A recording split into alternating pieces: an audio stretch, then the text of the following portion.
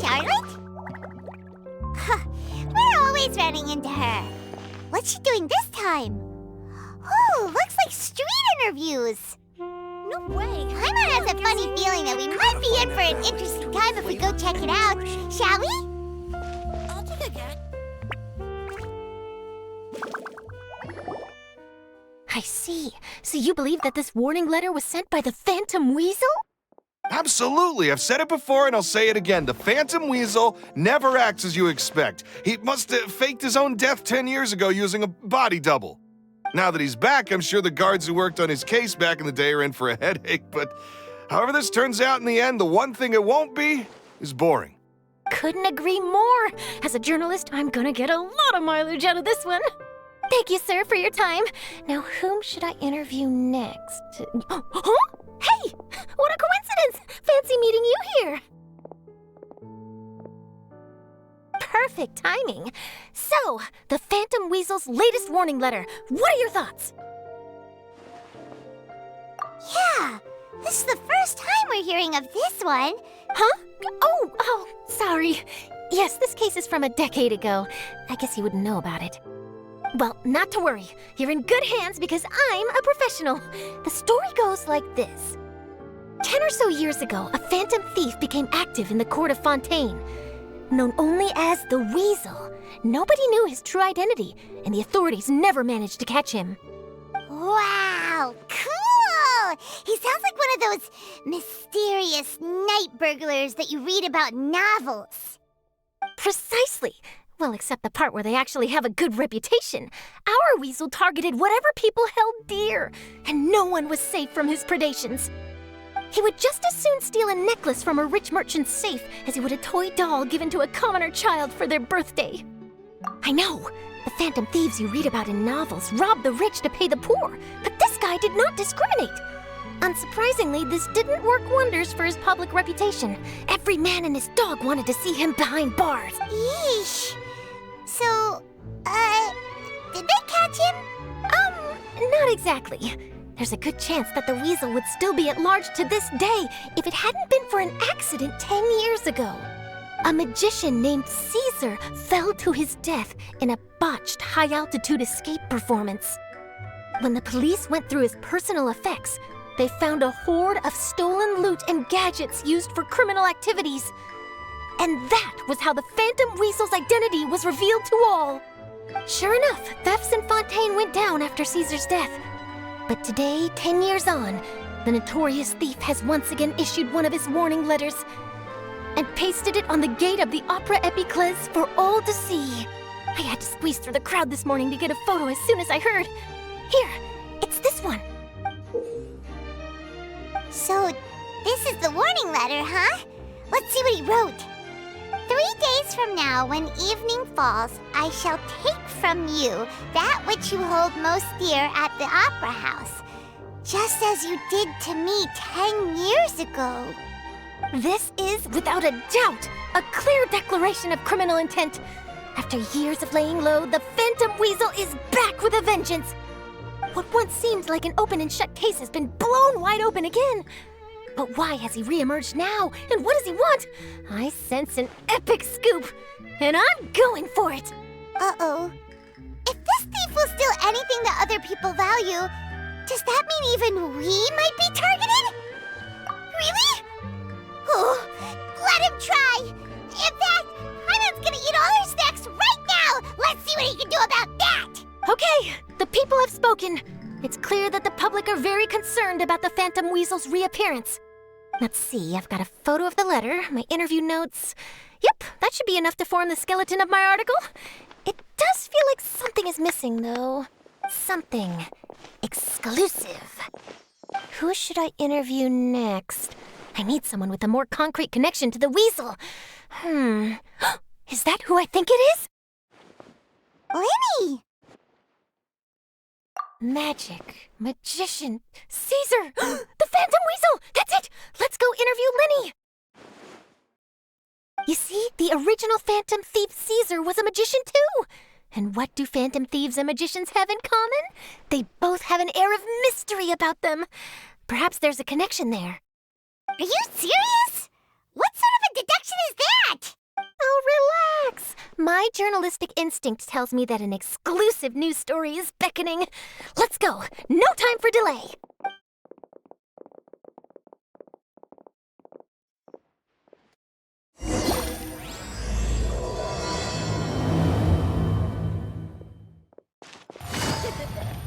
Take a guess. Wow, Mr. Magician! How did you know which card I picked?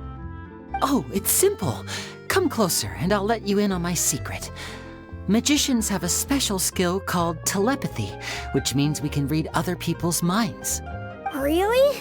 Then, what am I thinking now? Well, first you need to relax, because I can see that you're clenching your fist in your mind, as if to say, no, I mustn't let him guess it. Aww. And now you're getting a little flustered. You're trying to find a way to empty your mind, to think of nothing at all. But the more you try to hide a secret, the easier it'll come out. You snuck out from home today, didn't you? You told your family a little lie so you could come out and play. Now, that's not a good habit. You can tell? Oh boy, you really can read my mind. Of course. Oh, and that's the end of my performance. You should really be heading home. Remember to apologize to your family, all right? They must be worried about you. All right, got it. Bye, Mr. Magician.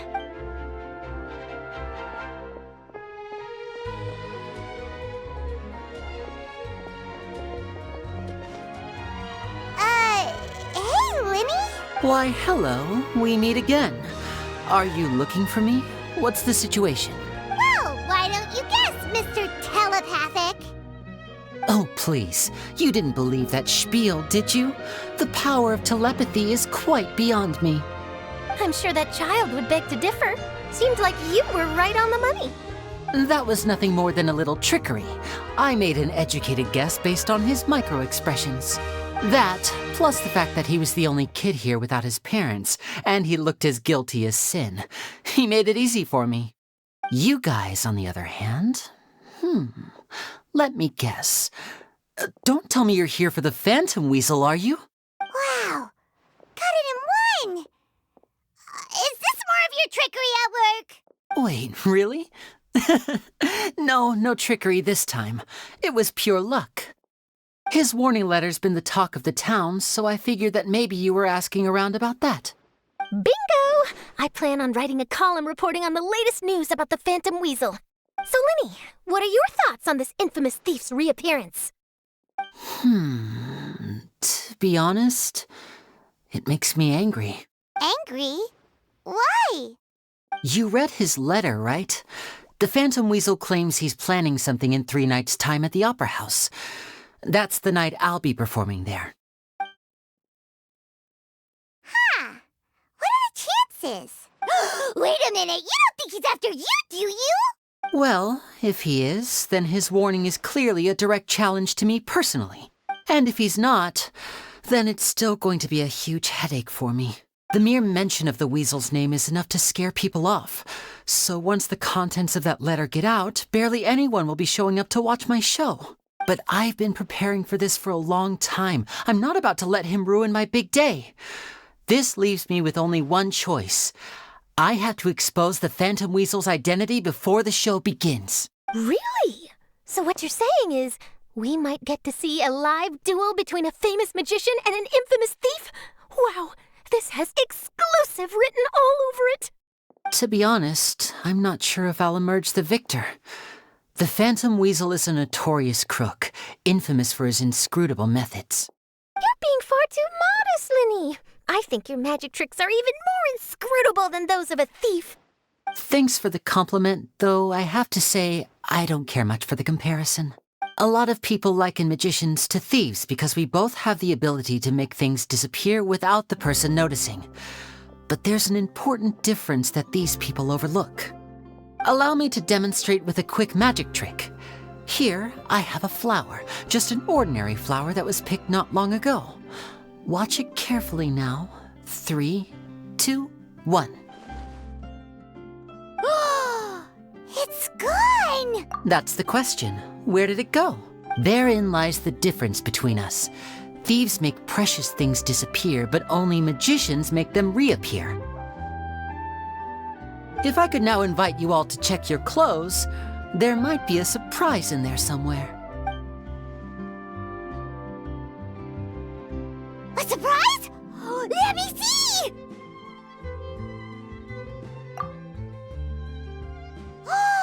It's right there! But how? You haven't moved this whole time! What an outstanding trick! Sorry, Lenny, it seems that my previous praise was woefully inadequate. Clearly, magic is the superior art form to theft. Don't worry, I didn't take offense. I just wanted to take the opportunity to perhaps change some of the preconceived notions you might have about magicians. Since Caesar's death, a lot of people associate magicians with criminality. It can be quite frustrating. I can imagine. Coming back to your trick just now, might I presume that you are well versed in floral symbolism?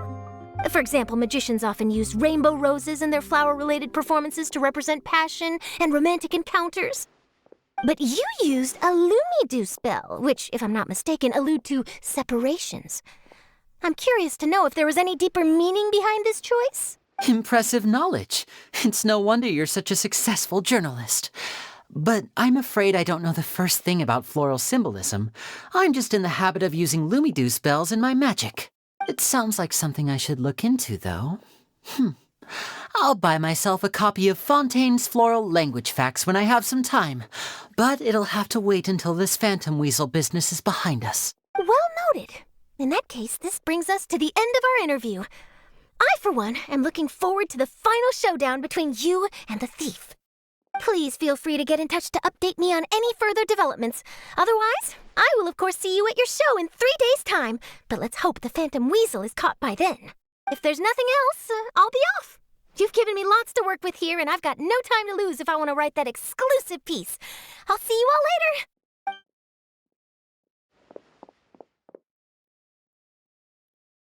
So, Lenny, are you gonna tell us how you did that flower trick now? I'm afraid that's my little secret. Aww. Well, magicians are entitled to their secrets. But Paimon's really itching to know how it's done. You feel it too, right? So itchy. Not so itchy then, huh? Well, since you're so concerned, how would you like to serve as my temporary magician's assistants and help me investigate? Magician's assistants? Oh, that sounds fun! Assistants are technically magicians too! Also, it'll bring us one step closer to figuring out how that darn trick is done! Shall we go for it? The first thing we need to look into is who Caesar really was. If he truly was the Phantom Weasel, that means that the weasel is dead, and whoever wrote this warning letter is just a copycat criminal. But if he wasn't the weasel? Well, that'll make things more interesting. It would mean that the weasel lives, and he's been laying low all this time in some corner of Fontaine. And if we're investigating Caesar, his fiancée Gemma is a good place to start. Word is that she visits the cemetery often, so I asked Lynette to wait for her there. We should make a move. Let's go and rendezvous with Lynette.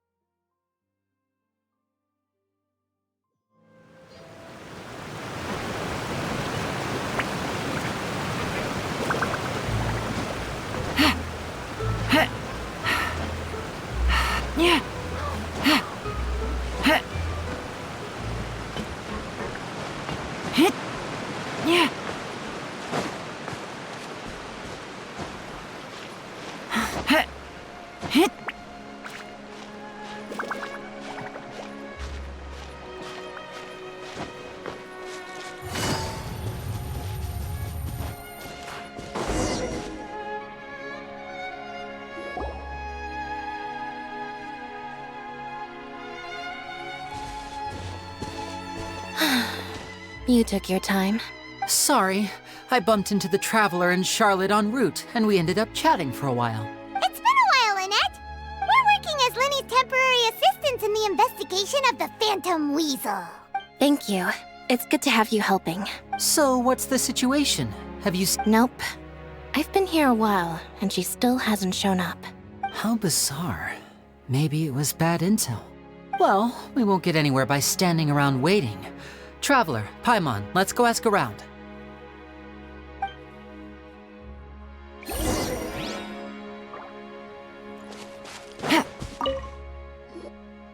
Excuse me, good sir. Do you by any chance know a Gemma? Gemma? You mean Caesar's fiancé? Sure I do. What's this about? I'm just trying to get a hold of her because I need her help with something. I heard she comes here a lot. Yeah, she does. Poor thing. It's no secret why either. She's heartsick. Ever since Caesar passed away, she's been coming here once every week to clean his grave. Often she just sits there in front of his headstone. Lost. I asked her what she was doing once. She said she wanted to speak to him again. She knows he's gone and can't hear her from the grave, but she just likes to spend time there, telling her fiancé all about how her life is going. And she's been doing this ever since Caesar passed away? Oh, so 10 years. Wow. Their love must have been really strong. I'll bet. Caesar's reputation fell apart after his identity was revealed, so no one else visits his grave. Gemma's the only one who still thinks about him after all these years. I don't know if the mind lives on in the waters after death, but if it does, I'm sure Caesar must be grateful to have someone who remembers him fondly. If I'm honest, I think this is all so unfair to poor Gemma. Her fiancé was a low-life crook. He doesn't deserve someone like her. Anyway, all of that said, she's running later than usual today. Normally, she'd be sitting in front of his grave by now. I wonder if she's okay. Well, that's everything I know, I'm afraid. You might have more luck asking some other people. All right, well, thanks for sharing all of this with us. We'll keep asking around. You're welcome. I just hope she'll be able to move on one day.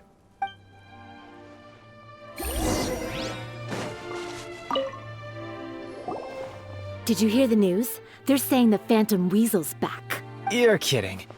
Wait, isn't he dead? I don't know anymore. All sorts of news flying around nowadays. I can never tell what's true and what isn't. But what if, just hypothetically, I mean, what if this weasel's the real deal and Caesar was framed? Called it. Seriously, 10 years ago, on the day it all went down, I said to myself, you know what? This guy's been set up. The Caesar I knew was a good guy. He gave balloons to children on the street, for Pete's sake. What, are we supposed to believe that he was a balloon thief or something? Oh, please. Weren't you the one cursing his name to high heaven when the police announced the news? You were all, that gosh darn lousy son of a, you think you know a guy, or words to that effect. Wait, did I say that? I don't seem to recall. Hello there. Sorry for disturbing you, but I couldn't help but notice you were discussing the Phantom Weasel. We're actually quite interested in this topic as well, but we're struggling to get to the bottom of it. Do you think you could spare a moment to tell us a little bit about Caesar? You've come to the right people. Yep, I was there. Back when Caesar used to perform magic tricks on the street. He was a great magician. The best trick I ever saw him do was pop a transparent balloon, only for a whole bunch of doves to fly out from the inside. I was right up close and didn't blink or look away once. But for the life of me, I still don't have the faintest clue how he pulled it off. I saw him perform too. He always used to bring some gifts along for the kids who came to watch his show, and he'd hand them out after he was done. Sometimes he even got the kids to write their wishes down, and then he'd make the items on the wish list appear in his next show. He doesn't sound like such a bad guy. But after he died, there were also rumors that he used the wish list to find out what was precious to people, with the intent to steal it later. As I'm sure you know, the Phantom Weasel would steal just about anything from anyone. Whatever the case, now that the Weasel is back, Caesar's become a hot topic once more. I bet Gemma must be pleased. If Caesar's name gets cleared, Maybe it'll finally give her some solace after all this No, speak of the devil. That's her over there. If you've got any more questions about Caesar, she's definitely the one to ask. So that's Gemma. Is it just Paimon, or does it look like something's wrong? Wait, it looks like she's injured. Come on, let's see if she's okay.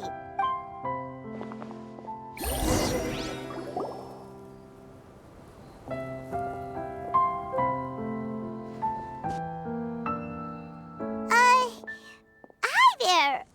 You're Gemma, right? Who's asking? Don't be afraid, we mean no harm. It looks like you're injured. How bad is it? Thanks for your concern, but you didn't answer my question. Who are you, and what do you want with me? My name is Linny, and this is my sister Lynette. My name's Paimon, and this here's the Traveler. We're investigating the Phantom Weasel. The Weasel posted a warning letter this morning.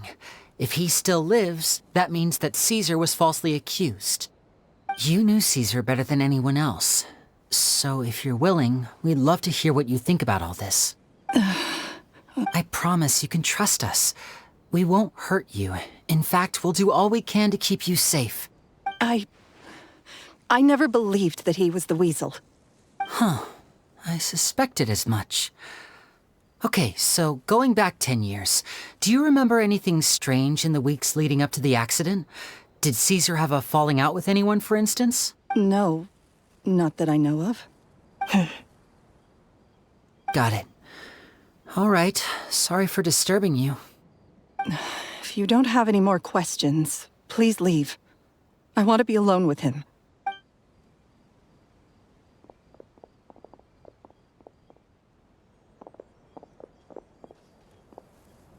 Judging by the look on her face, there's definitely something fishy about her. She's lying.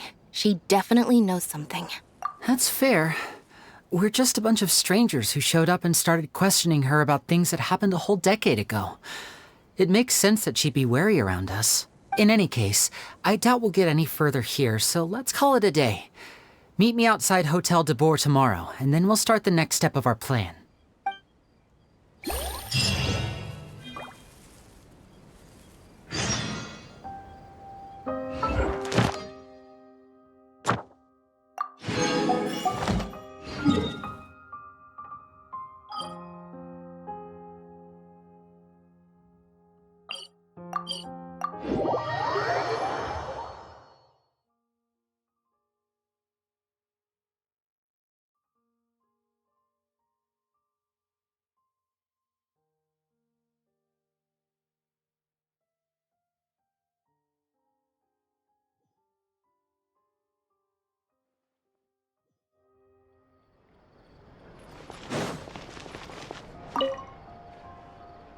Ad Astra.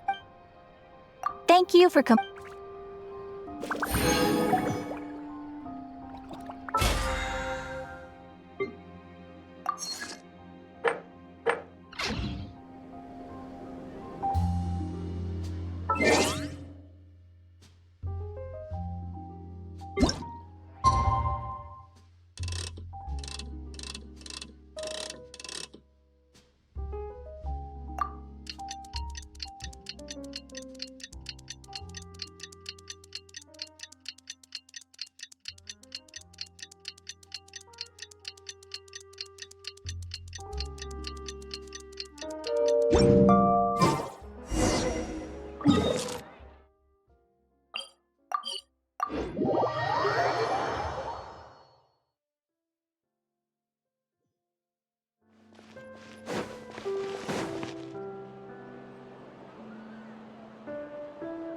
Over here.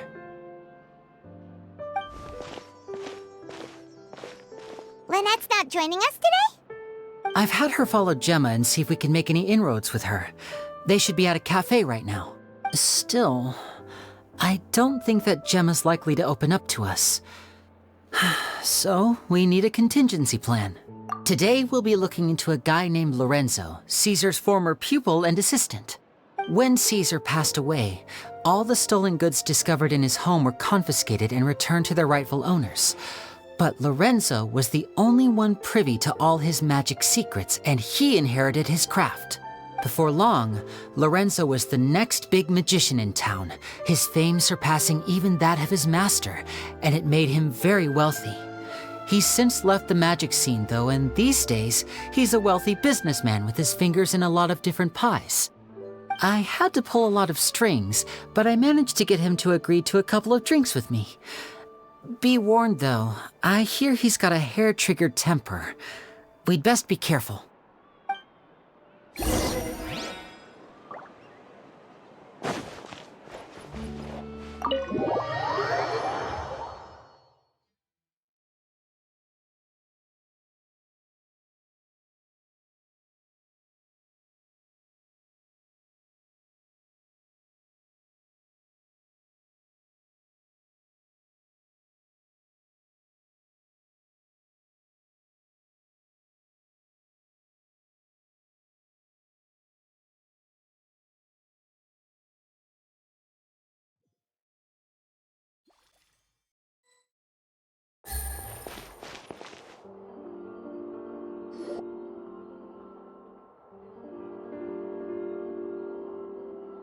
You neglected to mention that you were bringing 2 other people with you.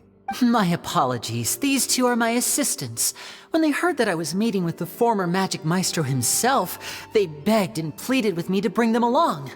And if it's no trouble, a couple of autographs would really make their day. Oh, forget the pleasantries, just sit.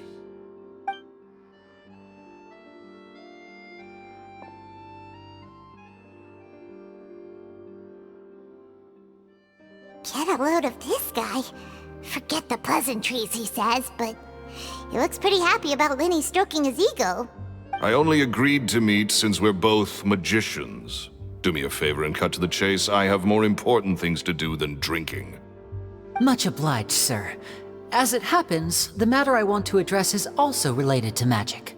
Yesterday morning, a warning letter from the Phantom Weasel appeared on the entrance to the Opera House. He claims to be planning something for the same evening that I'm scheduled to do a magic show there. As such, I believe that I may well be his target. I have to get to the bottom of this to ensure that my show can go ahead as planned. Naturally, any investigation into the Weasel starts with a few questions about Caesar, who... What is there to investigate? Caesar was the Weasel and he's been dead for 10 years. So what if some sick creep thought it'd be funny to write a warning letter? It changes nothing. Are you trying to tell me you actually bought it? Please, sir, no need to get so worked up. I do concede that a copycat is but one possibility. Possibility? It's a fact, Lenny. Look, my patience is limited, so listen carefully while I'm still willing to put up with you. The Weasel is dead. Period. Everyone knows that, so do yourself a favor and quit this investigation. It'll lead you nowhere. Look, if this affects your magic show in any way, I will personally compensate you for any losses. Oh, sir, I'm honored, really. But this isn't about finances for me. My pride as a magician is what's at stake here, Lorenzo. Copycat or not, this person has thrown me the gauntlet, and I must meet their challenge head on. Your pride? Don't mince words with me, boy. Just tell me, what exactly are you seeking to do? I want to find out the Phantom Weasel's true identity. I have to know for myself what really happened 10 years ago. What would that accomplish? And what do the events of 10 years ago have to do with you, anyway? Look, you of all people should know that a magician never reveals their secrets. And in any case, dead men don't talk. So if you really care about your magician's pride, then you'll forget about Caesar and move on. Uh-oh, this is getting awkward. Lorenzo?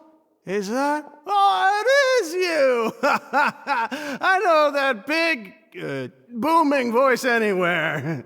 What's up, my man? Want to grab a drink with me? Another day, I'm busy. Oh, come on! You can't be all business all the time. You know what they say? Live fast, die young. You gotta learn how to kick back and relax once in a while. If I wanted your life advice, I'd ask for it. Now get out of my face and go be drunk somewhere else. Sorry, my good sir. I don't believe I've had the pleasure. Oh, hey! Edmondo. He and I are business pals. We worked together a bunch of times. This is your first time meeting him? Oh, he's always like this. Foul-mouthed and hard-nosed. Never heard a kind word out of this guy the whole time I've known him. And he wonders why he can't get a girlfriend, despite being, what, pushing 40, 30, something? Anyway, point is, a lot older than when he first got rejected by the girl he was into. And he's still into, from what I hear. Shut up and get out of my face. Another word out of you and you can forget about doing business with me ever again. Do I make myself clear? Sorry, I may have had a little too much to drink. All right, I'm gonna leave.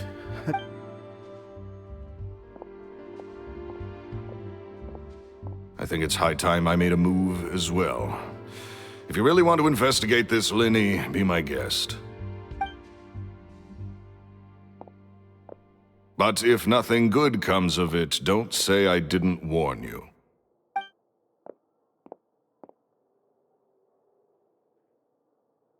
Well, that fell to pieces in a rather spectacular fashion. Any thoughts? Totally. And what was all that about compensating you for your losses? Why would someone you just met make an offer like that? He's gotta be hiding something. And not like Gemma. She was a little suspicious, but this guy's definitely covering something up. I think so too. We need to look into Lorenzo more closely. That guy Edmondo seems to know a thing or two about him. He only just left. Let's see if we can catch up with him. Take it easy.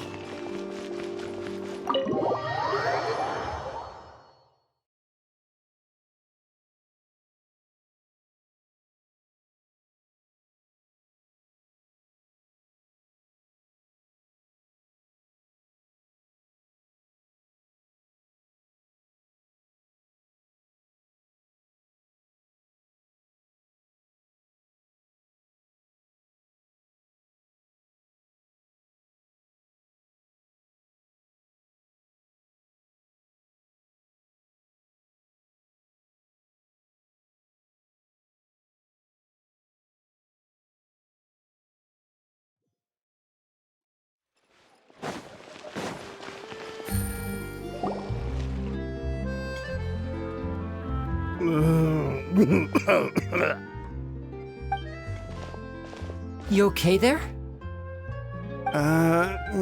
Who are you? Oh, it's you guys. Don't worry about me. I must have had one too many.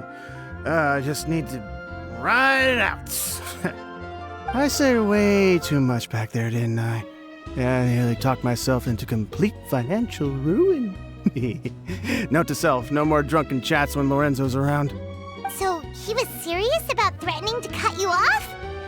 Ugh, Paimon knew he was a bad egg. Hey! Keep your voice down. Don't go prying into Lorenzo's personal affairs. Bad things happen to people who ask too many questions. Or make an enemy out of him. What kind of bad things? Don't even ask. I'm sorry. I'm gonna have to cut this conversation short. I'm not crossing that line again. And take it from me, trouble with Lorenzo is one thing you don't need in your life. You saw him flare up back there. I don't know what you said to him, but clearly it touched a nerve. That's not a good sign. You're too young for this. Don't get in over your head. I'm leaving.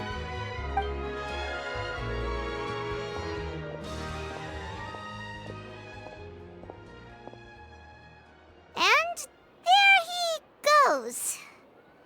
What do we do now, Lenny? Shh! I think we're being watched. Someone was listening in to our whole conversation. Don't say anything and don't look back. Any altercation in the city will attract the guards. We'd better take this elsewhere.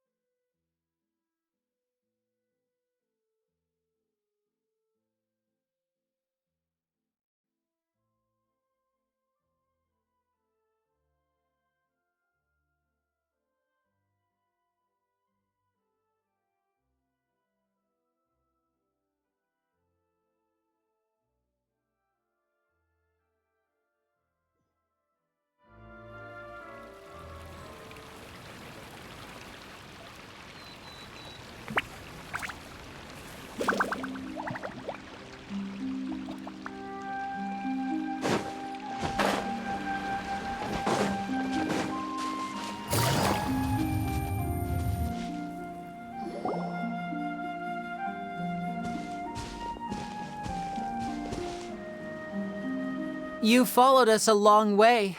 Why don't you come out and introduce yourselves? So you're Linny. And where's your sister? Ain't she with you today? Save us the trouble and go fetch her for us. Let's not drag this out. Paimon doesn't like the tone of your voice, mister! Who sent you, huh? Save your questions, missy. You ain't gonna need answers where you're going. Capiche? Looks like we can't avoid this fight. Now, I'm not the strongest fighter, so I hope you're ready to back me up. Don't worry, we got this!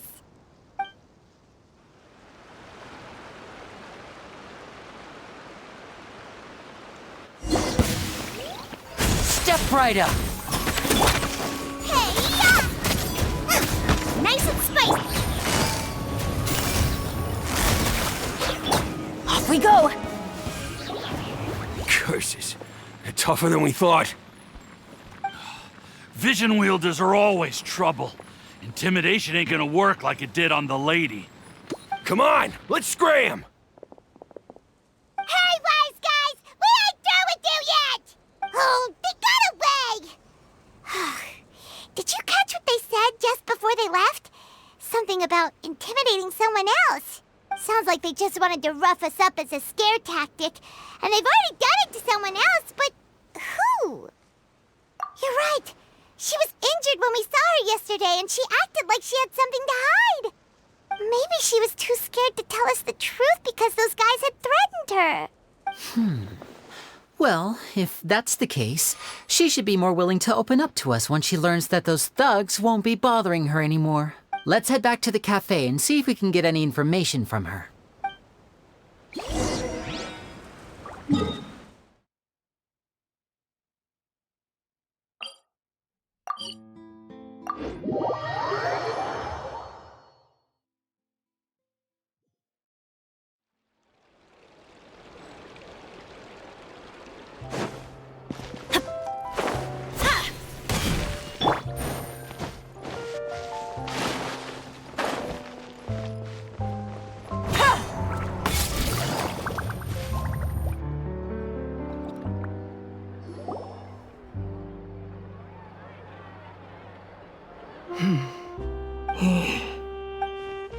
Gemma?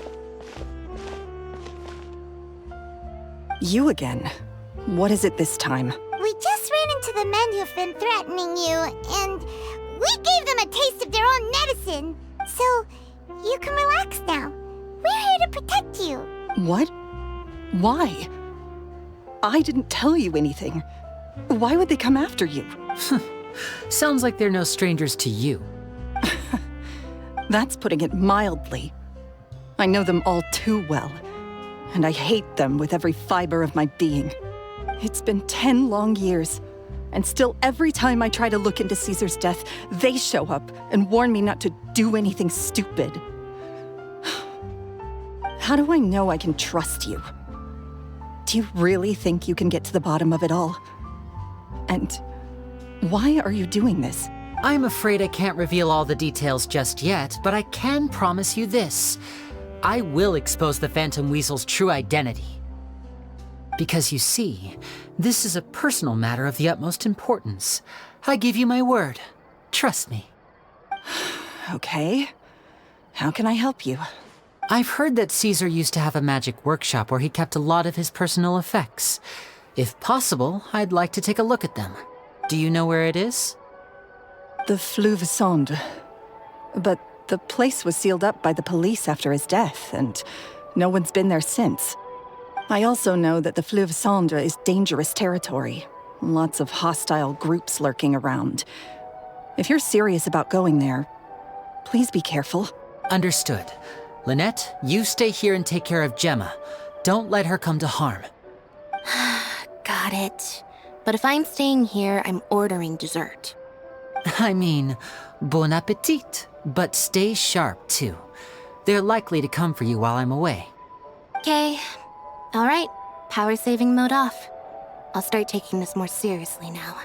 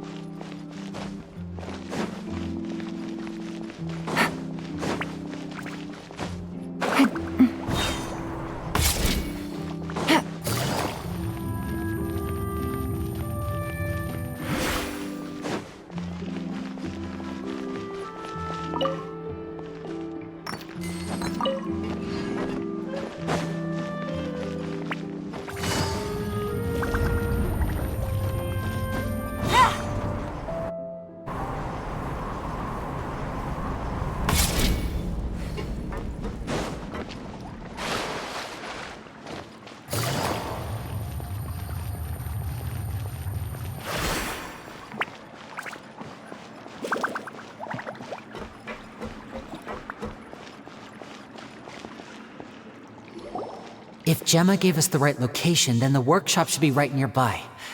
Huh. Looks like these boxes are blocking the entrance. Let's shift them away first.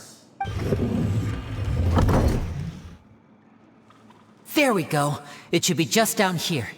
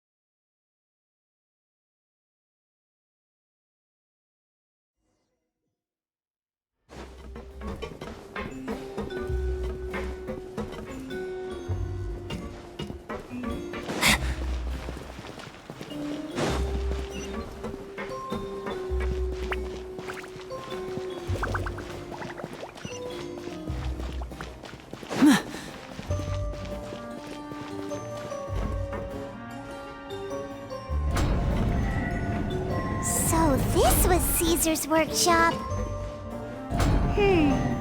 Nothing suspicious here, just normal magic props. Let's head in further.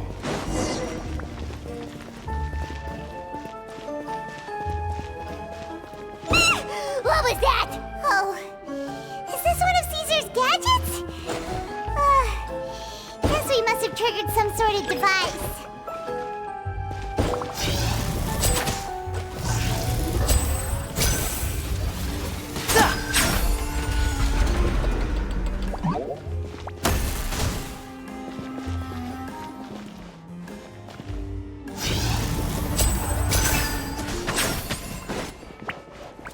Now disappear! Hold the line!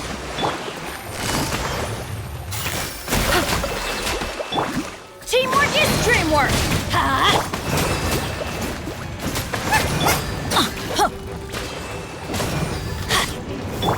And voila! Whoa. Look, the doll in the box is glowing.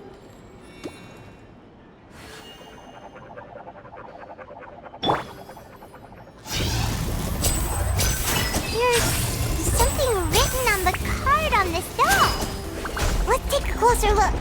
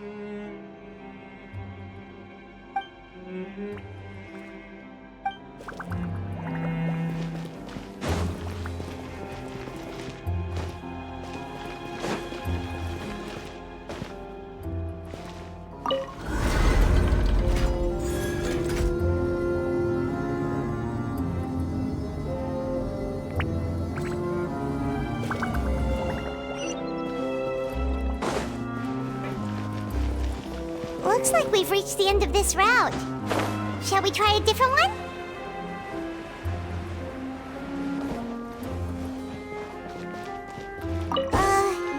These magic boxes are moving. What do we do? One of them looks different from the rest. Let's investigate. Got it. We're must be another wish list inside. Let's keep trying. Rust, rebuild!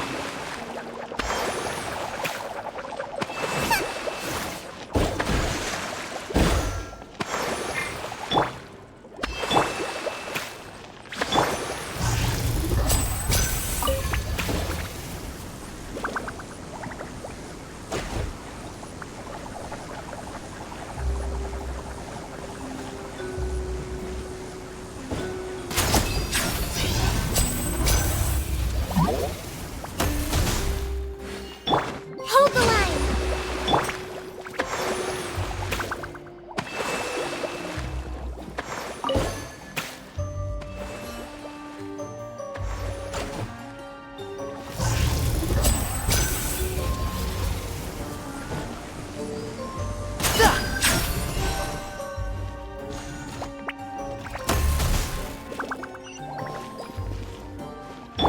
Rust and rebuild!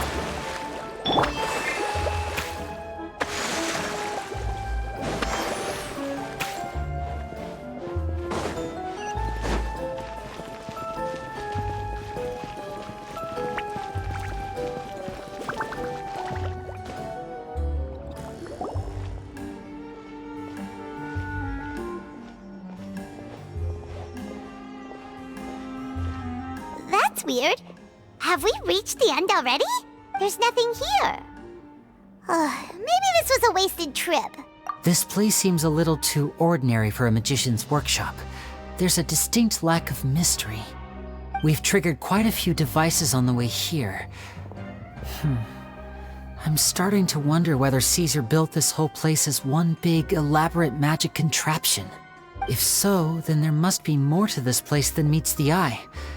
Maybe a hidden room somewhere. Aha! If I just move this book, then hopefully... A secret passageway! How did you know? I'm a magician too, and apparently great minds really do think alike. Looks pretty big inside.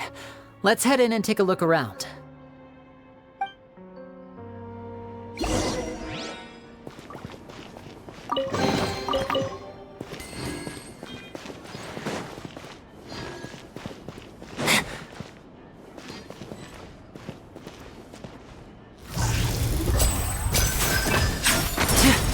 Now disappear!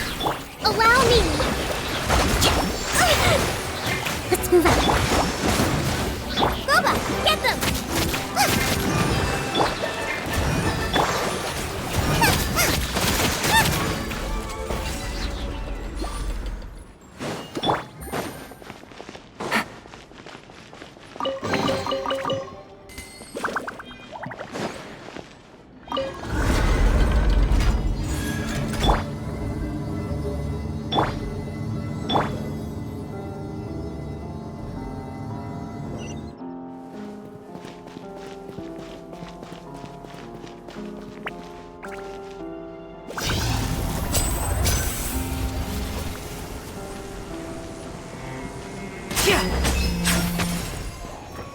Step right up.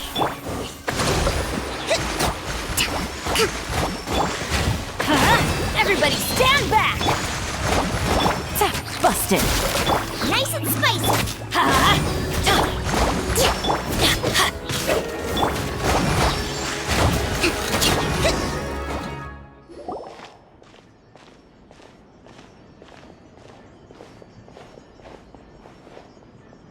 Why have you stopped, Lenny? Is there some device in that box? Huh. It just looks familiar somehow. Let me check this out for a second while you guys go on ahead. If anyone makes a major discovery, let's rendezvous here. All right, see you in a bit! The placement of this device inside. If I remember correctly...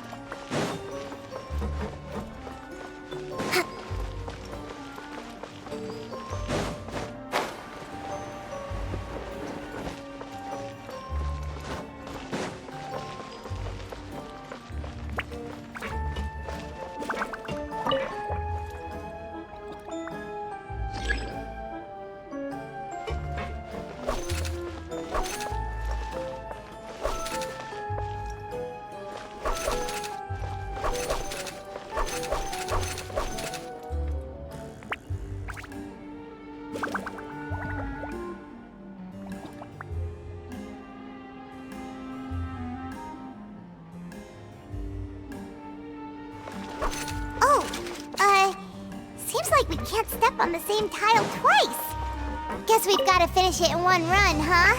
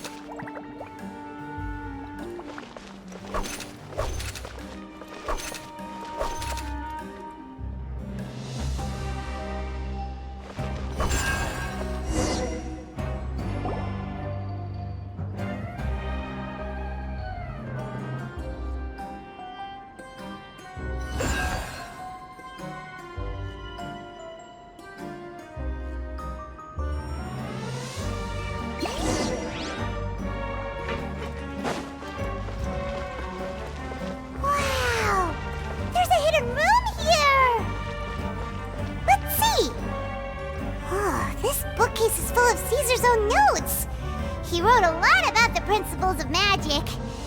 Whew. Much too advanced for Paimon. This book's thick as a brick! Let's take a peek inside it, shall we?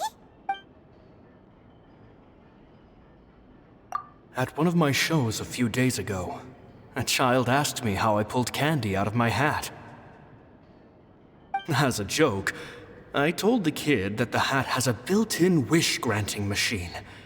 Next thing I know, today a whole bunch of kids were pestering me to pull all sorts of things out of the hat.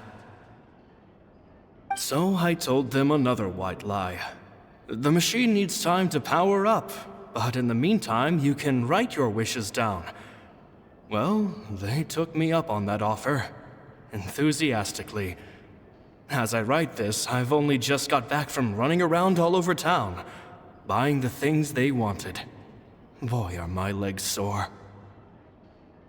I wound up saving very little this month, but that's not a major issue. I now have a bigger problem. How am I going to hide all these things inside my hat? 2 children came to talk to me after today's show. I don't know why they were out on their own. They looked much too young to be unsupervised. I do hope they got home safely. Anyway, they said that they wanted me to teach them how to do magic. It's not uncommon for children to ask this, of course, but I've never seen any of them as serious about it as these 2. I told them that learning magic is very hard work, but that didn't faze them at all. It's like they already knew. They seemed so committed. I couldn't turn them down. It seems like something's bothering Lorenzo lately, but he won't open up to me about it. Surely he's not upset that I agreed to teach those 2 children. I'll have to talk him around. I have a good feeling about those kids. They're naturally talented, and it seems like they're not new to the world of magic. They have all sorts of fantastic ideas. All I'm really doing is helping them develop a more professional standard training plan. They wanted to call me Master, but I told them they absolutely mustn't. Any magician worth their salt could have taught them what I have.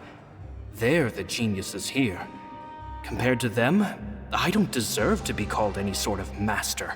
With time, I have no doubt that they could become far greater magicians than I. My only concern is why they're so mature for their age. I fear they've had to grow up too fast. I don't dare to imagine what they must have been through. Gemma thinks so too. She doesn't like being around them. Says that their eyes are too piercing. They don't bother me, but then again, I've never been the sharpest tool in the shed. It's nearly time for me to go on tour. I asked the two kids if they'd like to come with me, but they shook their heads. I once overheard them talking about their father and their mission. Sounds like their parents have other plans for them. I guess we'll be parting ways soon. It's only been 10 days since I first met them, but I think that I've gotten a feel for their personalities now. They're very tough, but also very cautious, and they trust no one but each other. This, I fear, is not a good habit to have. They hide things from me too. For example, when I asked them where they live and why they wanted to learn magic, they lied. That's the thing about children. Whenever they're trying to cover something up, it always shows somehow. I can sense that their lives have been hard, possibly even dangerous too. They're not like other children. It's a shame that I can't do more to help them. After thinking things over, I decided to tell them a bit about how I see the world.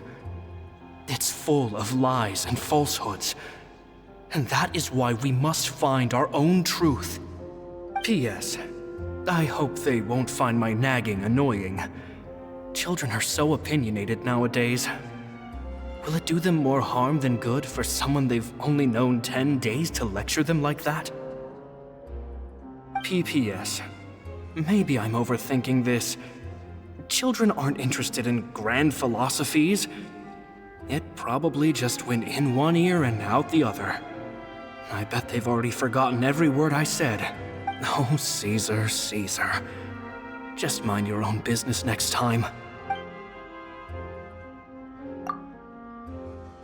Two magic geniuses with a father and a mission, huh? Sounds a lot like he was writing about Linny and Lynette, don't you think? So did they meet Caesar when they were kids? Let's go ask Linny!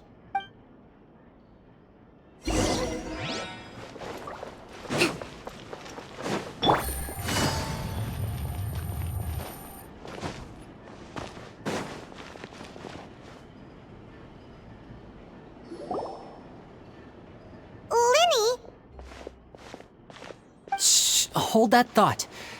As I expected, there's a lot of fishy things going on in this place. Fishy? Uh-oh, what have you found? All in good time. Before we go over our new leads, I want to tell you how a high-altitude escape is performed. First, the magician slots themselves into a magic box in full view of the audience. The box is then suspended high in the air, and a short while later, the base automatically opens. At this point, a dummy will fall out of the box, but it looks real enough to grab the audience's attention, and they start wailing and screaming.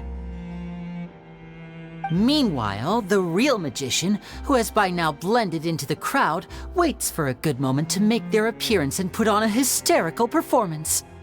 Oh no! Is that me? Did I just fall to my death? Very vivid description. Paimon can really picture it. And then what? The audience's gaze then turns to the magician, and by the time they realize what's happened, the dummy has vanished, as if everything that just happened was some sort of shared illusion. Of course, that's just how I think the process should work, theoretically speaking. The inventor of this trick never performed it successfully. When the box opened, Caesar was the one who fell out, and not the dummy. He fell right to the ground from the highest point of the opera house. No one could hope to survive that fall, not without a vision at least. And no one else has ever attempted this trick since.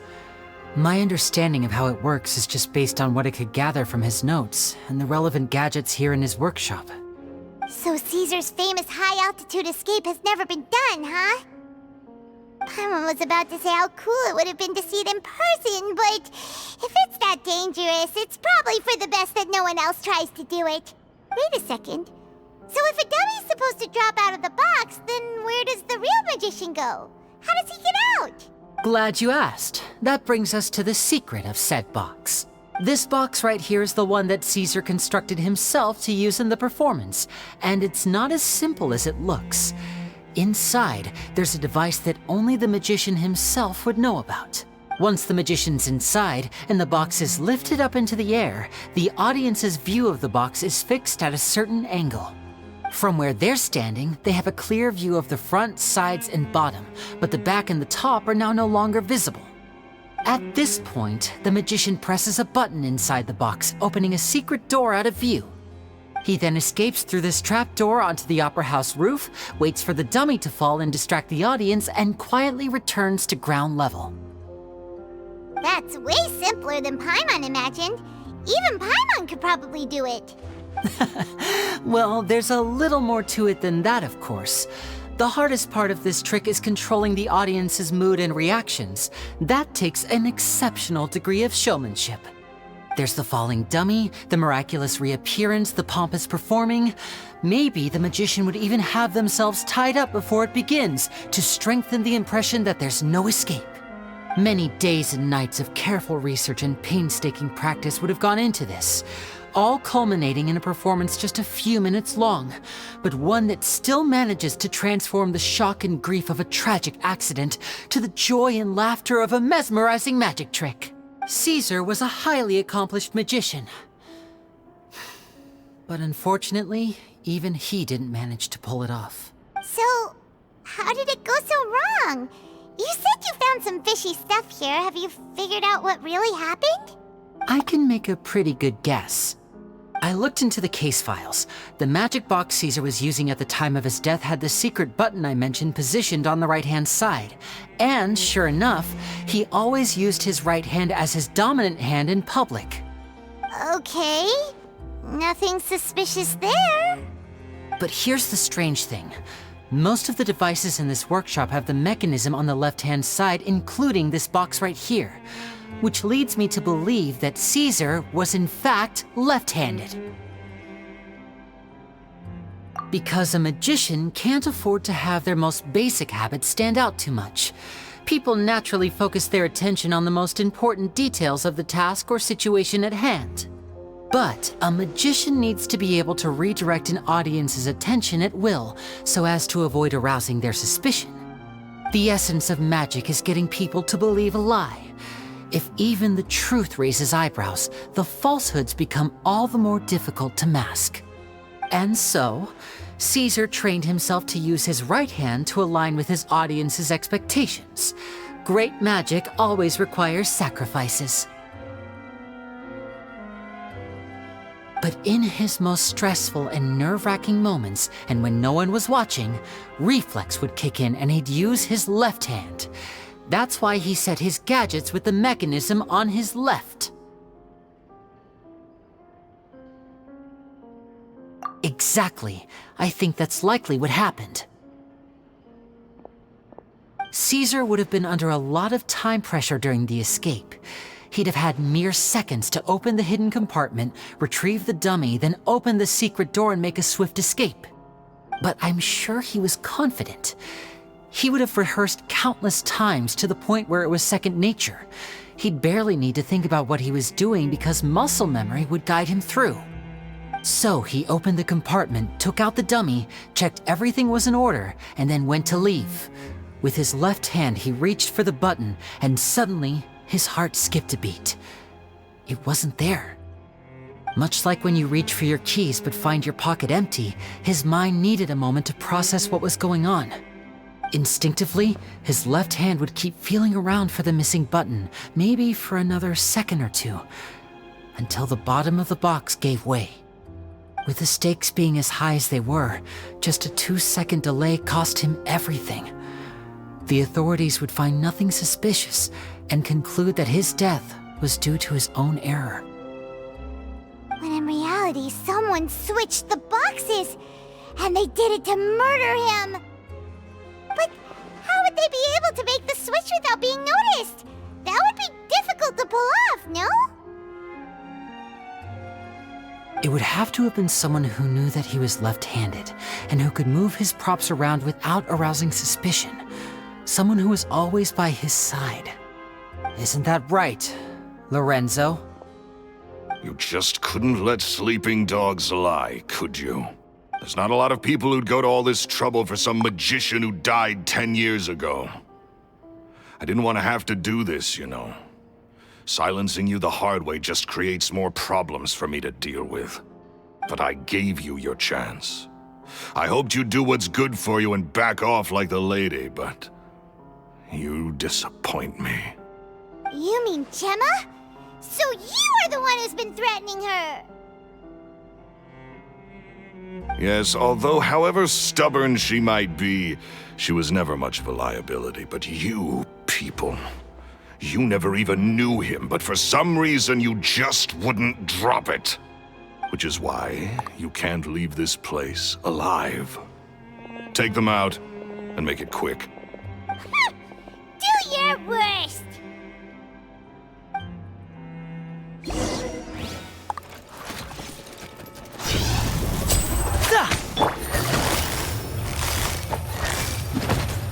Quietly now. You're toast! Rest and rebuild! Game's up. Time's over.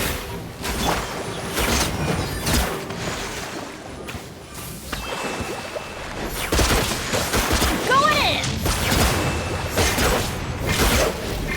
At the frying pan! I'm fine. Let's light it up! Let's get this show on the road!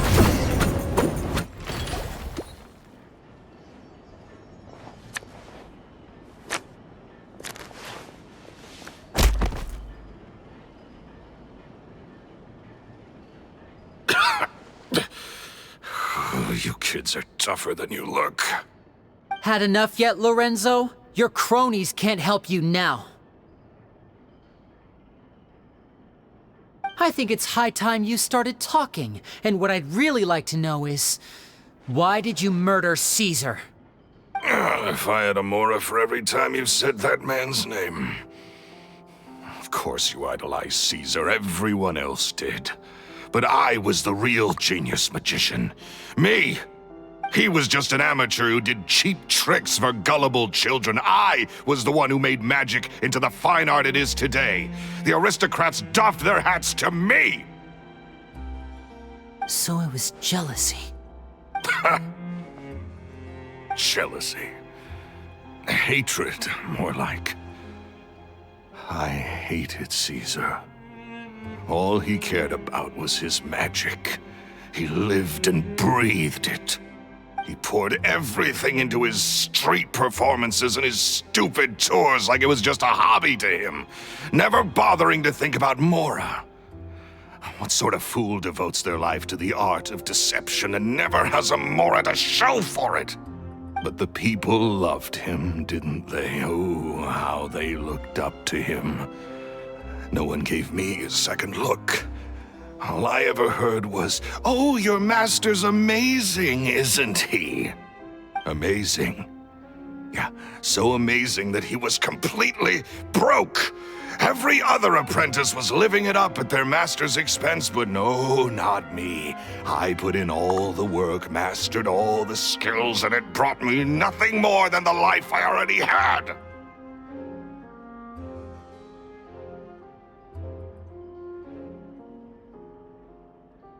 He forbade me from using magic to trick people out of their mora. There was nothing he hated more than that. And with his reputation in Fontaine, it was too risky for me to go it alone. As long as he was alive, if I dabbled in my own brand of money-making magic, he would expose me, and it would destroy me. I had to kill him. There was no other way. He had to go. And this was your only motive? It was reason enough. What other motive would I need? Well, I was under the impression that there might have been other factors at play. For instance, maybe you were in love with Gemma, but she was engaged to Caesar. In love with Gemma? Don't be ridiculous. Guess I was wrong about that then. Next question. Are you the Phantom Weasel? I am. Caesar was so strict with me. He insisted that his way was the right way, that the sole purpose of magic was to bring joy to the world. I never bought into any of that. I was more interested in the practical value of magic. Sure enough, it helped me fill my pockets with all kinds of valuable treasures. Oh, yeah! Charlotte told us that the weasel would steal whatever people valued, no matter how much he was worth. That's just how it looked from the outside. What would any thief want with second-rate loot? I've only ever targeted high-value items. I stole cheap things as a way of practicing my craft. It was other people's overactive imaginations that conjured up the preposterous image they then dubbed the Phantom Weasel. So that's the story, huh? Well, I hope you're ready to tell it all over again during your trial. What choice do I have? You're a pack of wolves, and you've got me between your jaws.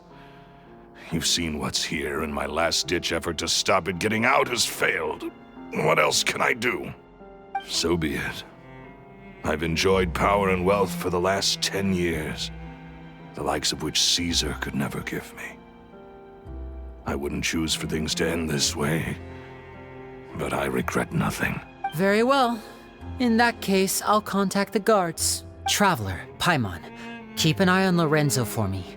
I'll meet you just outside the workshop when I'm back.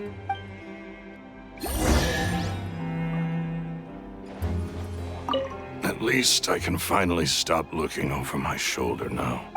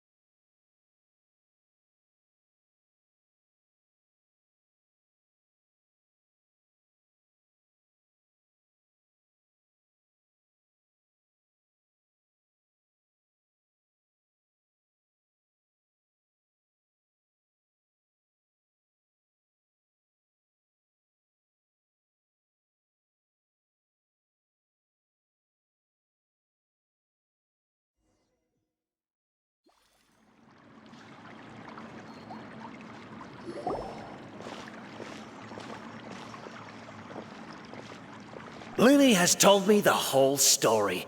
Lorenzo, do you confess to the murder of Caesar and to framing him for the Phantom Weasel's crimes? Look who's finally developed a conscience. What kind of disciple murders their own master?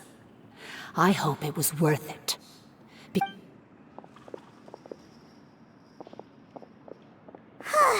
Looks like it's all over. What should we do next, Lenny? Should we start preparing for your show? Let me think. Let's rendezvous with Lynette and Gemma first. With Lorenzo in custody, Gemma will no longer have to fear for her safety. Good point. We should go tell Gemma the good news right away. It'll give her some peace of mind for sure.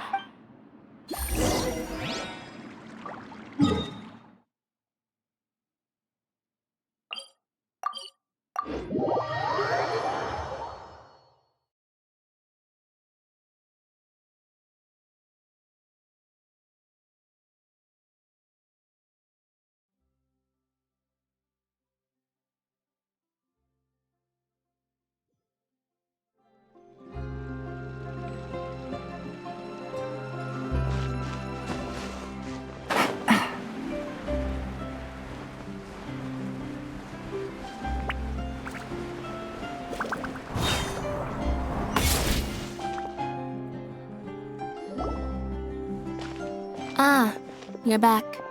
You were so quick. I've only just finished my third dessert. Your third? Lynette, come on, we've talked about this. Everything in moderation. You're not gonna have any room left for dinner now. It's fine. I'll shift to exercise mode and jog off the excess sugar. That's besides the point. Well, it's done now, but try to eat a more balanced diet in the future. Point taken. Did everything go okay? Of course! Lorenzo was no match for us. The guards are taking him into custody as we speak. Gosh, that's amazing. I'm sorry, I still didn't know if I could trust you, but now it seems I can. I had my suspicions about Lorenzo, but It's okay, we understand. He did threaten you. Paimon would find it hard to trust strangers in your position too. But you don't need to be scared anymore. Everything's gonna be okay. sorry. Sorry. My emotions are all over the place right now. I've been waiting for this day to come for so long. I always wanted to report Lorenzo.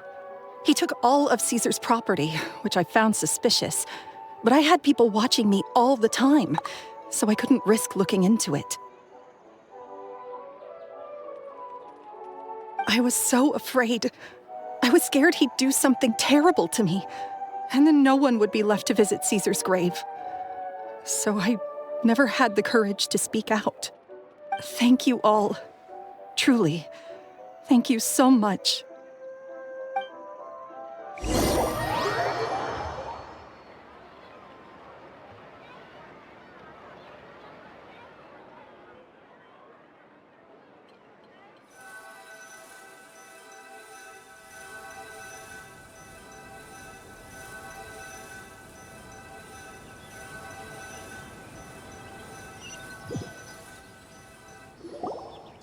Thank you all for clearing Caesar's name. I never would have guessed that Lorenzo was the real Phantom Weasel. He never showed any signs that there were problems between him and Caesar in public. From the outside, it looked like they got along great. And to think that lowlife's been living life to the fullest all this time, while Caesar's name was getting dragged through the mud, is a travesty. At least his soul can finally rest in peace now, thanks to your efforts.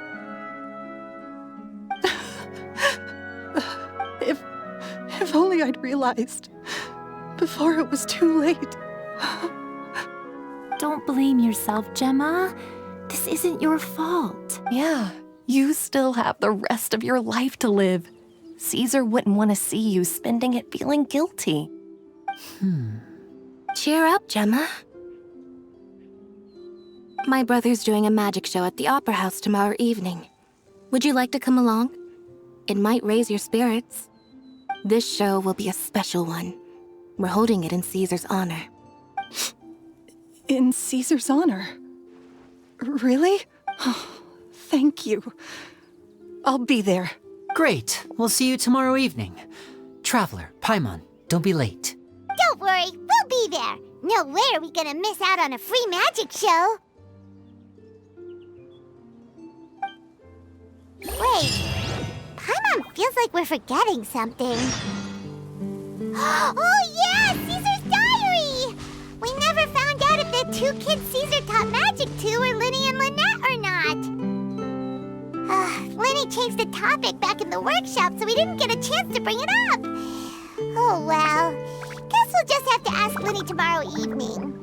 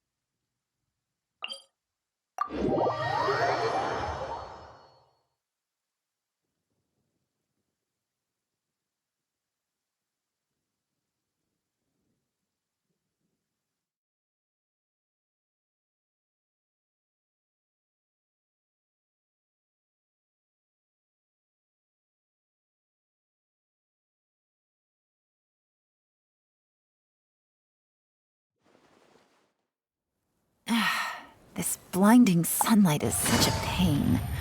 No way I can get a nap in this weather.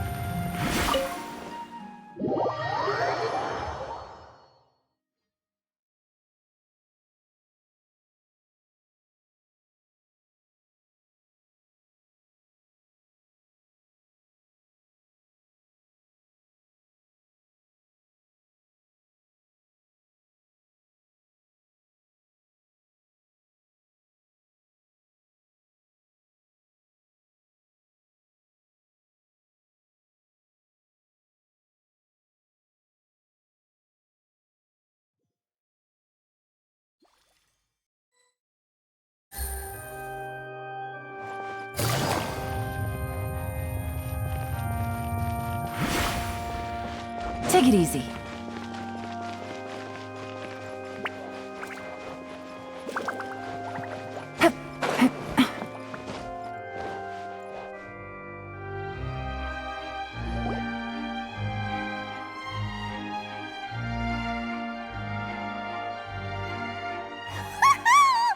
Pyron's excited to see another of Linny's magic shows! Wait. Lynette, shouldn't you be on stage by now? Not this time. My brother's going solo today, so I'll be watching with you. Good evening, ladies and gentlemen. I hope everybody's ready because the show is about to begin. The great magician Linny has prepared a spectacular show for us all tonight, concluding with an all-new grand finale that no audience has ever seen before.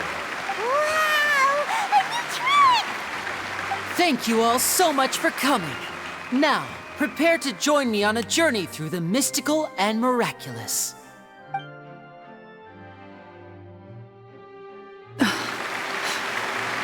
Exciting stuff, isn't it? Yes, it's just... It reminds me of him. No wonder. Caesar was a famous magician too. So, how did you two first meet, Gemma? Well, I was out on the street once, and I saw him performing for little children. Children love magic, because they're willing to believe in things that can't be rationally explained. Caesar had this amazing way of bringing them into a dreamlike world. And somehow, I felt drawn to him too. So I went up and asked him to do a trick for me. Aw, that sounds so romantic. What trick did he do? It was with a flower. He took it in his hand, snapped his fingers, and it magically appeared on my head. I was so happy that day. No one had ever given me a flower before that. Oh, that's so cute! Actually, now that you mention it, Linny's done that one before. Is that right? then I suppose he's a romantic at heart, just like Caesar. So let's treasure the time we have with him. After all, you never know when the people dearest to you might be gone. That's right. It's all over now. Paimon doesn't really know how to comfort you, but at the very least, no one's gonna be intimidating you from now on. You can breathe easy at last. Right. Yes, you can breathe easy now, Phantom Weasel. See? Even Lynette says... Wait, what? The Phantom Weasel? Lorenzo escaped? Where is he? What do you mean, Phantom Weasel? As Linny once said, a performer's job is to commit fully to their role and put on a flawless performance for their audience. But once the bag of tricks is empty and the curtain falls, it's time to end the show. The spotlight is no place for someone with no more cards up their sleeve. It's been 10 years, Gemma. Aren't you tired of the grieving widow act? I think it's time to put an end to it. What are you talking about? Paimon doesn't like this riddle. Traveler, Paimon doesn't like where this is going. Come on, say something! Ladies and gentlemen, I hope you're all enjoying the performance so far. There will now be a brief intermission, after which Linny will perform the most electrifying act of tonight's show. The final performance will take place outside of the Opera House, so please make your way outside in a calm and orderly fashion. The Phantom Weasel never did like public places, did they? Don't worry, this place will be quiet soon. Let's talk somewhere else for now.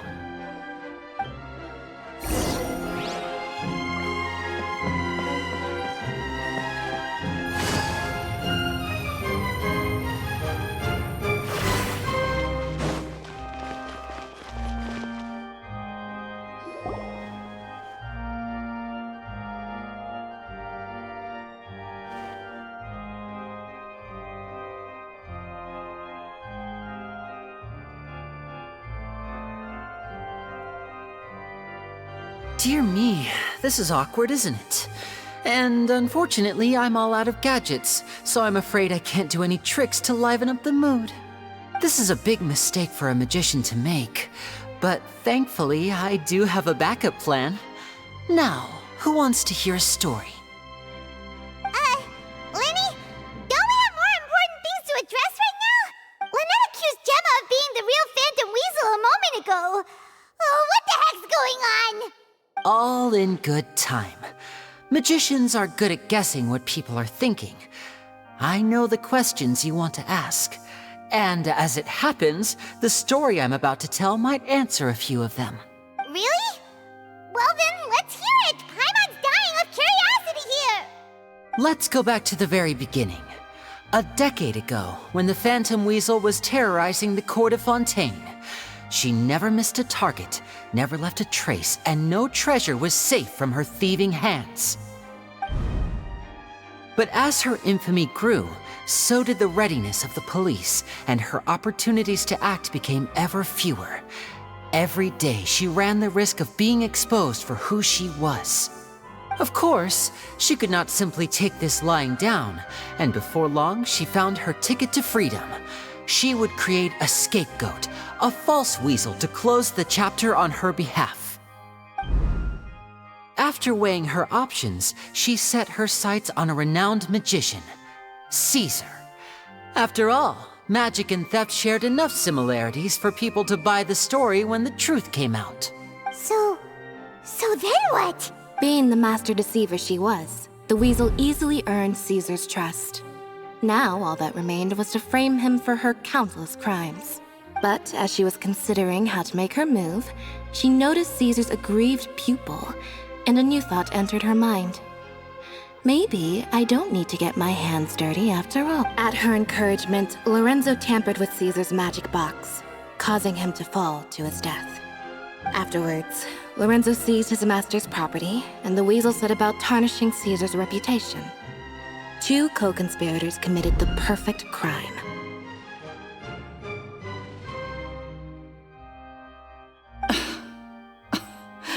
I've got to hand it to you.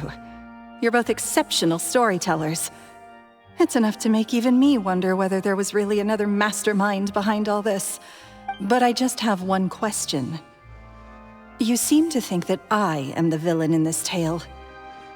What's brought this on, Linny? Is it something that Lorenzo said? Don't worry, Lorenzo said nothing at all. But I never believed that he was the weasel, and in fact, my investigation only made me more certain of that. He was too forthcoming with his confession, as if there was something else he was trying to hide. How disappointing. So you'd sooner trust Lorenzo than me, even without a shred of evidence? A magician is an expert at playing the audience to get the result they want, and I have no doubt that you, Gemma, are equally talented in this regard. With a little help from Lorenzo, you put on a very convincing performance. The lovesick fiancé, whose devotion to her betrothed is unshakable, even under threats of violence. Caesar was maligned and hated by all for 10 years, but you? Everyone sympathized with your plight. Who would suspect for 1 second that the lovely young lady always seen weeping in front of Caesar's grave was actually the mastermind behind his demise? No, not that poor lady. Perish the thought. Wait, so you mean the whole intimidation thing was just a hoax? Gemma and Lorenzo were both in on it? But why would Lorenzo agree to that? And why didn't he sell her out even at the end instead of admitting to being the weasel himself? Yes, why indeed? Maybe Gemma herself could enlighten us on that question. Well, Linny, if you're so confident in your version of events, then I think the answer should be obvious. Having killed Caesar with his own hands, Lorenzo was plagued by overwhelming guilt. Revealing the Phantom Weasel's true identity would serve no purpose. But if the Weasel remained free, then she could take care of Lorenzo's loved ones. An excellent answer, though sadly a little dull. Is that right? Well, don't let me bore you. If you'd care to change the topic to something more interesting, I'd be much obliged.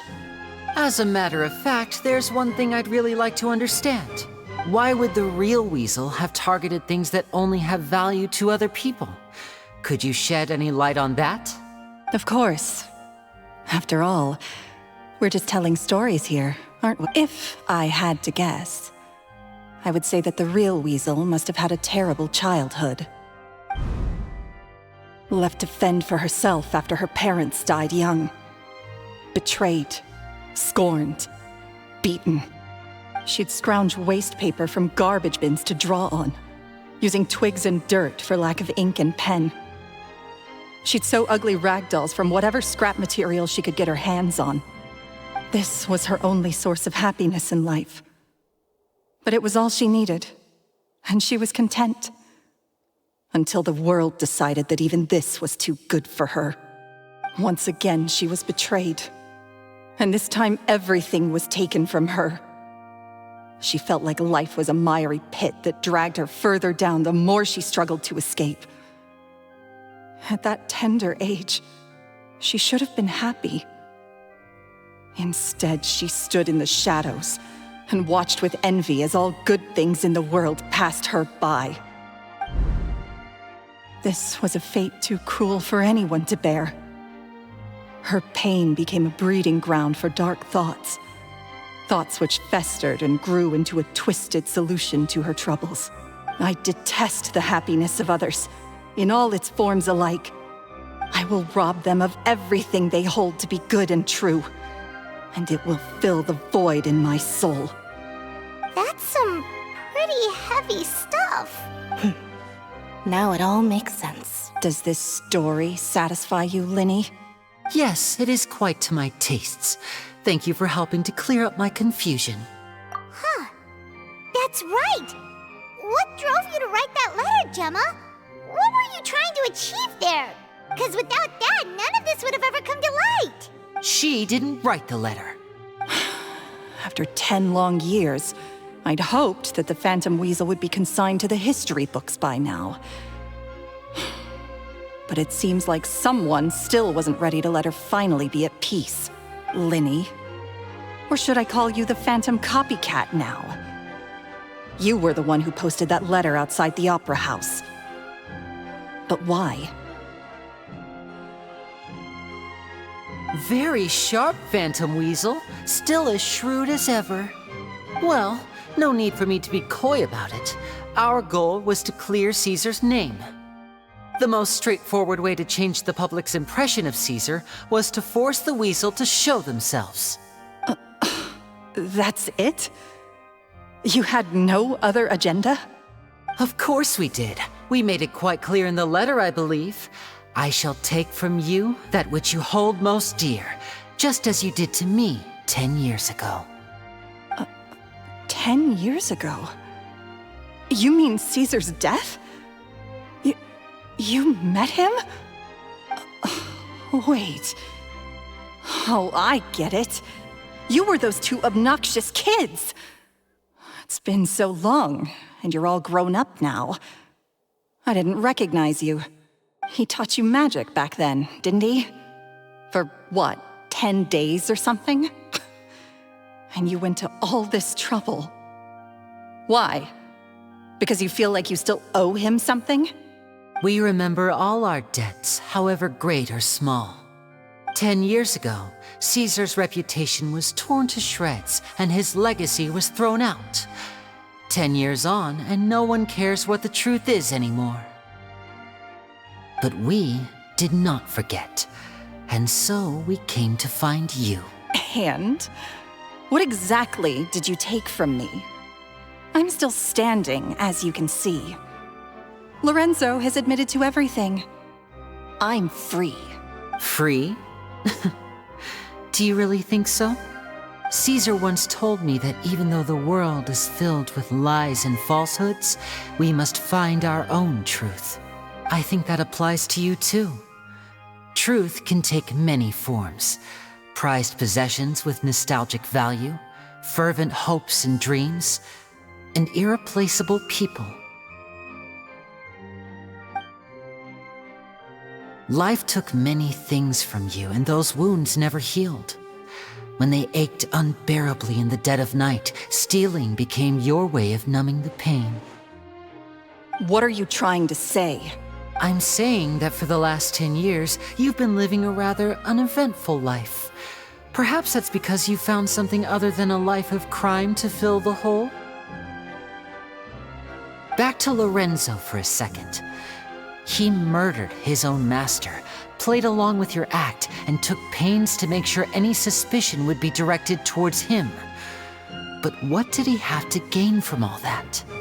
He knew who you were and the things you'd done, and despite that, he was willing to give everything up for your sake.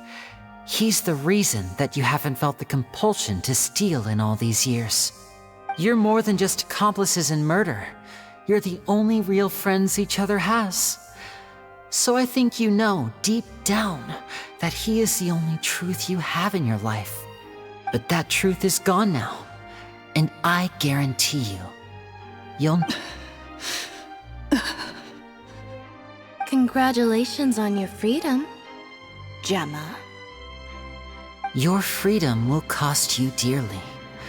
From now on, you'll be all alone in a world full of lies and falsehoods. I do hope you'll be able to bear it. You've still got a long life ahead of you after all. Gather round, one and all. The time has now come for the amazing Linny to perform his final act in tonight's show. I'm sure you're all wondering what he has planned for the grand finale. Well, wonder no more, for the answer is a death-defying high-altitude escape. A high-altitude escape? I'm sure you all remember the magician Caesar. This was the very trick that led to his fatal fall, after which he was dubbed the Phantom Weasel.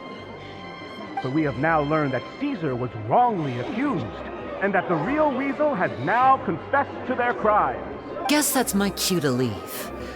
Whew. I've been practicing this one for ages now, but I'm still a little nervous. Traveler, Paimon, I hope you enjoy the rest of the show. There may be a lot of people watching tonight, but you alone are my true witnesses. Lenny, wait. You two hid a lot from Caesar. He went to his grave without ever knowing your secrets. So what about now? Are you an open book? Or are you still the same as ever? You don't have to tell lies to end up isolated and alone. One day, you'll end up exactly where I am today. Maybe then you'll finally understand. You're wrong. I'm nothing like you. So, what are we, doing now? Like Lenny said, when you're ready, let's head outside and watch the show. But what about Gemma? She'll figure out what's best for her soon enough. Oh, and if you'd like to see Lenny after the show, you know where he'll be. All right. Well, let's go and watch Lenny's finale then. This trick's a pretty dangerous one, but he should be able to pull it off, right?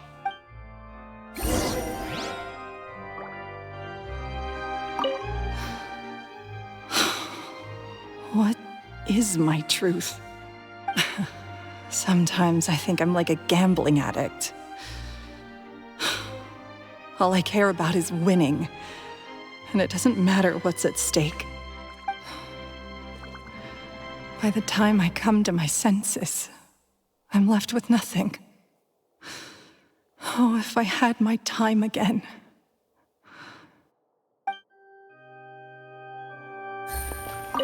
Magicians are not like thieves. Thieves only tear things apart. But good-hearted magicians, they put things back together.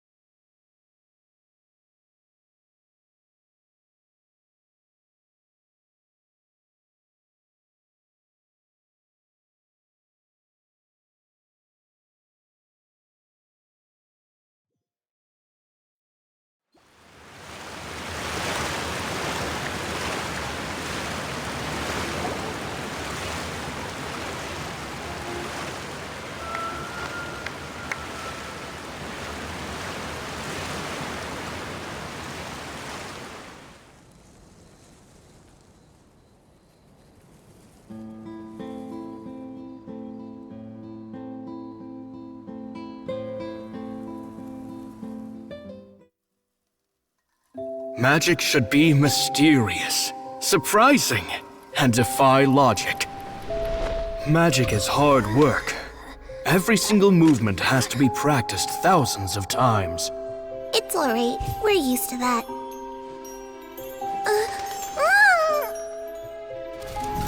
We're sorry.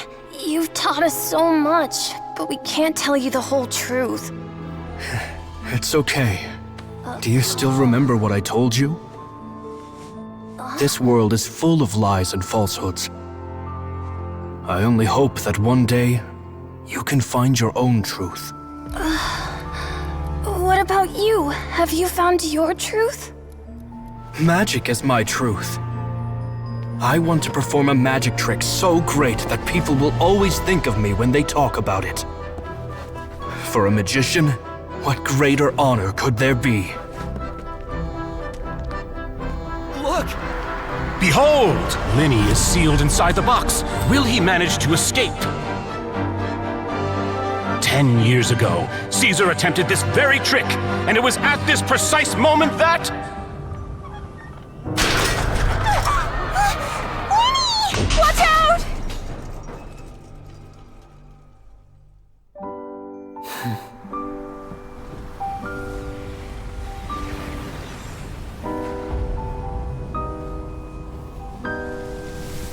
Mysterious.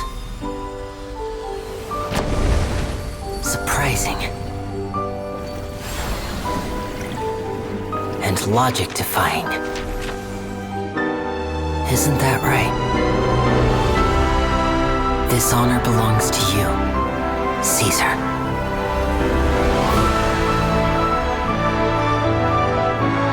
I'm just sorry it's a little late.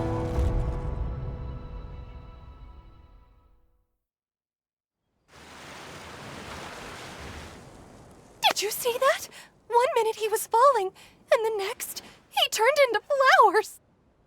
How could he possibly have done? How mysterious. I didn't blink once. He just vanished, right in front of my eyes. What a heart-stopping magic show! This was really worth the trip. Caesar's name has finally been cleared, and Fontaine's new star magician Linny has fulfilled a wish on his behalf. Oh, I couldn't ask for a better grand finale. It will make a great headline for the Steambird tomorrow, even if I do say so myself. Looks like everyone really loved Linny's grand finale. Paimon doesn't see Linny anywhere. Where'd he go? Oh, Lynette said he'd be waiting for us at the usual haunt. But, where is that? Oh, you mean the one where Caesar's buried? Yeah, that's probably it. This whole magic show kinda seemed like Linny's way of saying goodbye to Caesar. Alright, let's go look for him there.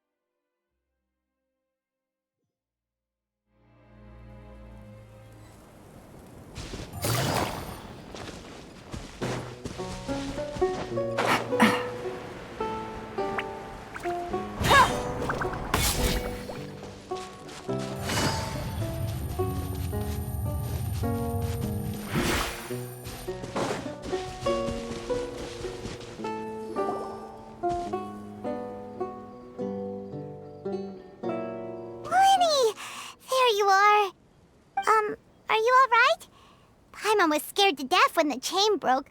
Paimon was sure something had gone horribly wrong. Magic is a performance art. A magician has to get creative to keep the audience on tenterhooks. That's our job. So I tweaked Caesar's original setup a little to keep it fresh. I was honestly a little nervous during the live performance. The thought of falling, suddenly feeling weightless, seeing the sky and the ground spinning and spinning. Sometimes, I can't help but wonder what Caesar thought in those final moments. Did he regret taking Gemma and Lorenzo on? Or did he believe that it was his own slip-up right until the end? You know, Paimon's been wanting to ask you about something ever since we were in Caesar's workshop. You learned magic from Caesar once, didn't you? When was that? After I joined the House of the Hearth. To be honest, Lynette and I had an agenda when we approached him. I told you about my past before, remember? As a young boy, I survived by secretly learning magic from street performers. I'd watch their tricks and try to figure out how they were done. But I quickly realized that observation alone could only get me so far. What I saw was the polished final performance, but the rigorous training they put in behind the scenes remained invisible to me. I needed to learn how to improve my sleight of hand, hone my misdirection skills, and make niftier props. We were gifted enough that we'd made some progress by ourselves, but without proper guidance from a professional magician, we quickly plateaued. So that's why you sought Caesar out? Yes. We figured there was no harm in asking, but it took us by surprise that he was so willing to teach us. In all, we only spent 10 short days together, but he was very good to us. By contrast, we hid so many things from him. For instance, when he asked why I wanted to learn magic, I answered, "It's my passion." But in truth, there was already a lot more to the story by then. After being taken in by an aristocrat for our magic talent, then betrayed soon after, this was no longer about me doing what I loved. What amazed me was how the lie escaped my lips even as I was hesitating over whether to tell him the truth. Trust is a beautiful thing. Sadly, I'd forgotten how to trust by then. Lenny. Still worried about the way I feel? You really are a gentle soul, aren't you? But don't worry, I'm used to it now. From the mansions of the elite to the house of the hearth, lies and selfishness have followed me and Lynette everywhere we go. After Caesar went on tour, we became busy with our missions. The next we heard of him was that he'd fallen to his death, and was now declared to be the Phantom Weasel. That night, I remembered his smile. But as I lay there, I didn't know what to say to him. To keep secrets is to put up walls. The longer you keep them up, the less you let people in. Then, one day, you look around and realize your life is like an empty auditorium after a show, full of seats once occupied by all the people who left. But I guess that's the price we have to pay. You only realize how much someone really meant to you when you lose them completely. That's why I was so confident this would hurt Gemma. Because I felt it for myself. Yeah, cheer up, Lenny. We've had to say our fair share of goodbyes during our journey, too. But whatever happens, Paimon always believes in what tomorrow brings. Delicious food, fun toys, and the traveler by my side. Paimon just needs to focus on things like this, and all the unhappy stuff goes right out the window. You know, Traveler, doesn't that kind of make you Paimon's truth? Exactly. It's the same for me and Lynette. We are the truest thing each other has in the world, and nothing can replace that. Life has taken plenty from us, like it did from Gemma. But at least it left us with each other. That's what gave us the strength to get through the darkest days. That's why the darkness never consumed me, and why it never will. Maybe we live in the shadows too, but we remember every precious ray of light that shines through. All right, time to lighten this conversation up a little. What did you think of the show tonight? Were you happy with it? It was amazing! Paimon just wishes we hadn't been so distracted with the Gemma situation. We spent most of our time in the Opera House just talking and pretty much missed the entire first half of the show. Lenny, could you do just one more trick for us? Whoa, that's a bit of a tall order, I'm afraid. The show's just finished, so my sleeves are decidedly card-free right now. Aw, come on! Surely you can think of something. The Lenny Paimon knows can do anything if he puts his mind to it. Oh, all right then. I'll give it a go, but only because it's you. Watch closely. I have a flower in my hand. You liar! There's nothing in your hand! We ain't going along with this! Huh? My goodness, you're right! But I could have sworn I brought one here with me. Okay, try this. Count down with me. 3, 2, 1. 3, 2, 1! Now, have another look around. Maybe the flowers appeared somewhere else. Really? Let's see. Wow, there it is! from the last time, right? This one's called, oh yeah, a rainbow rose. But more importantly, Paimon has to know how the trick is done. Please, Linny, pretty please! Well, if you want to learn magic, you'll have to start by addressing me as teacher. Ugh. Fine. Please, teacher, please! Since you asked so nicely, I'll share one little tip with you. Namely, the student of magic cannot solely rely on others being prepared to reveal their secrets. You have to observe, think, and find the answers for yourself. Is that it? Look at the time. We shouldn't linger here too long. Thanks again for coming to see my show. I bid you both good night. I look forward to seeing you again. All right, fine. See ya. Shall we head back now, too? Oh, Paimon can't wait to read The Steambird tomorrow. Paimon bets Linny and Caesar will be plastered all over it. Let's head to the Steambird's offices tomorrow morning and see what we can find out.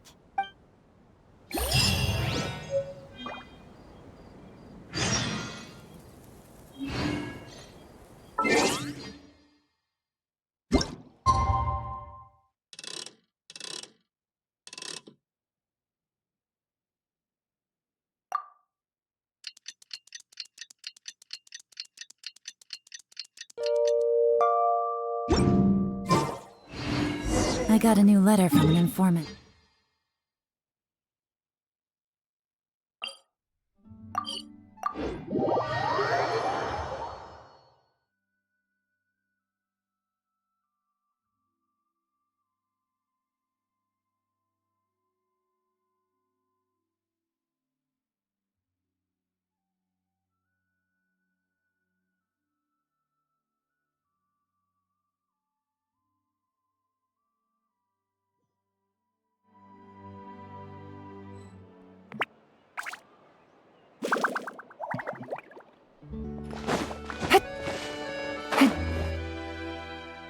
I'm very sorry, Charlotte, but my sister and I are quite busy today.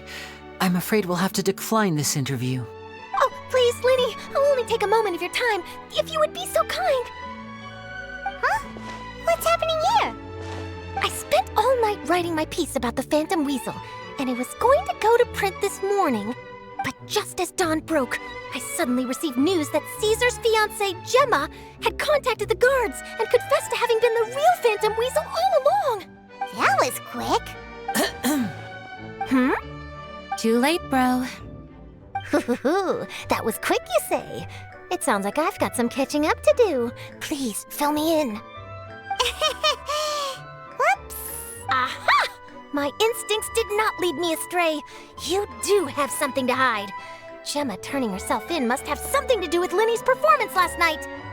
Maybe watching my high-altitude escape trick reminded her of a better time with Caesar, and she could no longer ignore the voice of her conscience. Huh. Okay, then. Wait, no, there must be more to it. If that's all it took for her to have a change of heart, how did it take her 10 whole years? Well... Oh, I remember now! You and Gemma were nowhere to be found after the show. What happened between you? Quickfire question! Where did you all go after the show? Oh, we went to the cemetery and Linny did a private magic trick just for us. Actually, glad you mentioned it, because that reminds Paimon, guess what? Linny started using rainbow roses in his tricks. What? I don't recall ever having received a rainbow rose from you myself. Is this supposed to mean that they're more important to you than your own sister? No, I just, What now? Oh, did Paimon say something wrong again? This is getting pretty awkward. What do we do, Traveler? Seems like this interview wasn't meant to be. Well, never mind. There's always next time. Forgive my persistence, but when there's explosive news waiting to be found, I can't turn away. The news about Gemma has already made waves, and I'll stop at nothing to get to the bottom of it all. Apparently, one of the things she said to the guards was that her final wish is to see Lorenzo one last time. There's clearly a web of complicated relationships there. Can't blame me for being curious. All right, I guess I'll leave you to continue the rest of your conversation in peace. Bye for now.